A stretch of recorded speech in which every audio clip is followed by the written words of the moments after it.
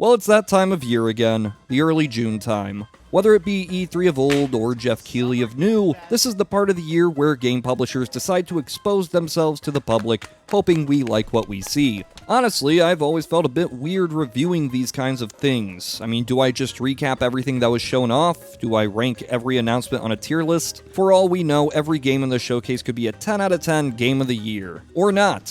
Either way, it feels mean-spirited to criticize something a lot of dedicated people spent years on, as the chat responds with, "Where's GTA 6? We got what was promised, a bunch of ads for things you may or may not care about." But with that said, I still want to talk about it. I mean, I made a predictions video a few days ago, and for the most part, I was wrong.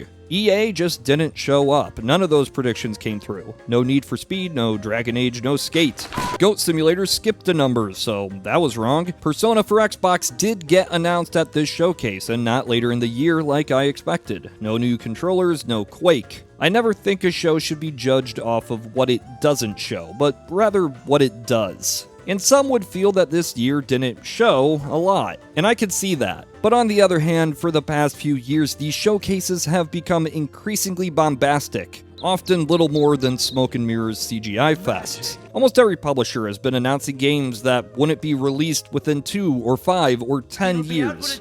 Living up to those expectations, it's going to be tough, especially when so many games are still unaccounted for. So this year was different. Almost every game shown is a game that is planned for release before the next Summer Games Fest. This meant less big announcements and more pulling back the curtain on things we already knew existed. But even then, we didn't get every game that would release within the next 12 months. Just some of them. Sony's State of Play was kinda weird, honestly. Almost no first-party showings, other than the PSVR stuff. Later on at Jeff Keighley's show, we would see The Last of Us Part 1, the PS5 and PC remake of the original game. This also came with the return of the multiplayer mode that is now a standalone title, but I'm not expecting that anytime soon. I mean, you could get a July event to show off more God of War 2, or maybe another look at The Last of Us. The Games Fest showcase itself hasn't received the warmest reception online. Of course, this isn't Jeff's fault that big games weren't shown off. Yes, in case you were wondering, he doesn't actually make these video games. This year, I do admit there wasn't a lot of megaton announcements at the show. Personally, I find myself playing indies and AA's a lot more than AAA games, so I like seeing anything as long as it's gameplay and it looks fun. But I understand that you need big reveals that really sell the public on these shows. I have to mention the Dead Space meme. The fact that 4 space horror titles appeared in a very short time frame during the conference.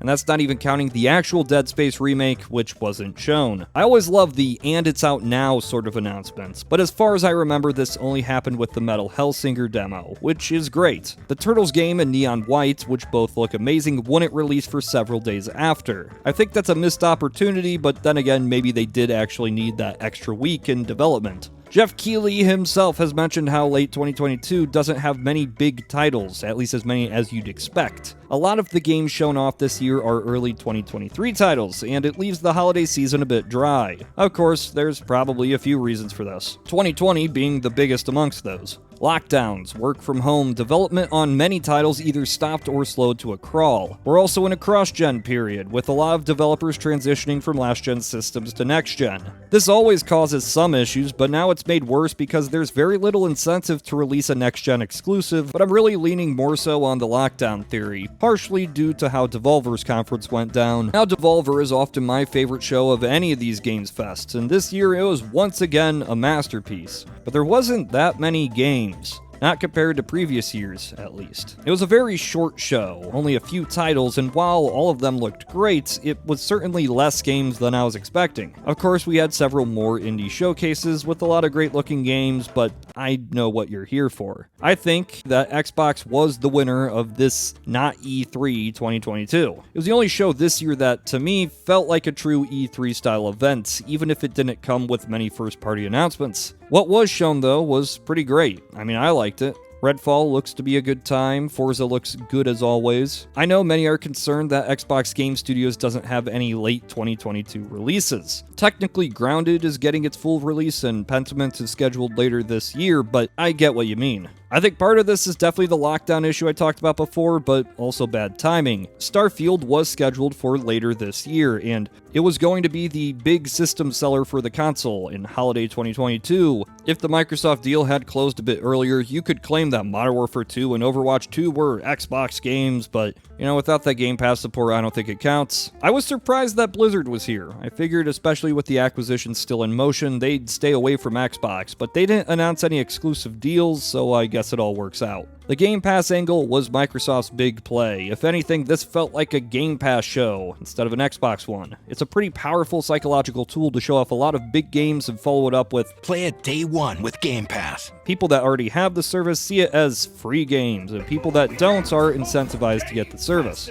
I like seeing Microsoft give PC some love, since Game Pass on that always felt a bit weaker. Getting Riot Game stuff and a new strategy title is cool, but I was kind of hoping they'd overhaul the whole Xbox launcher, because I just don't like it. Probably the biggest surprise of the show for me was Gunfire Reborn. I've been playing this game a whole lot since it launched in early access on Steam years ago, and I really didn't expect it to come to consoles, nor be a Game Pass title. We got Justin Roiland's new game, featuring voice acting talent by the illustrious Rich Evans. Now, I know a lot of people have been fixated on the Kojima announcement, because Kojima is often associated with PlayStation, but now he's doing an Xbox, and yeah, it's cringy fanboy stuff. I'm more surprised that people are surprised, because this leaked a long time ago. We don't know anything about it. We know it has something to do with the cloud, whether that means it's exclusive to the cloud, which wouldn't be ideal, or just uses the cloud to leverage additional power. Nobody knows, and it probably won't be talked about for a while. There's a lot of good here, a lot of great looking games, and it's nice to see Microsoft moving away from announcing these things so far in advance.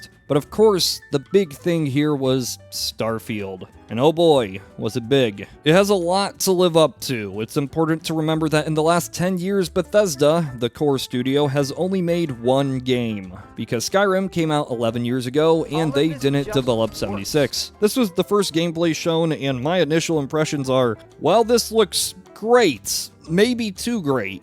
I'm not a huge fan of preemptive criticism, unnecessary negativity for a game that you didn't make and nobody told you to buy, but I have to admit, there's a few similarities between the promises made here and some other games that got a lot of hype based on questionable premises. The customization of the ships looks great. The space combat looks great. Great. But when we start talking about hundreds of star systems, thousands of planets, that's when I get a bit concerned. I know many draw those comparisons between No Man's Sky and Star Citizen, and while I think it's shallow to dismiss all these as space big games, I do wonder whether the scale of this translates into quantity over quality. Like, is each planet a fully realized world, or select biomes and locations you can visit? Is each locale handcrafted from Todd Howard's supple fingertips, or is it procedurally generated? How much is there to do on any given world? We don't know any of this, and we probably won't for a while. Does it overpromise? Who knows? It depends on what you feel you've been promised. If you're expecting a living, breathing world of thousands of planets, each with distinct stories and characters, I imagine you'll be disappointed.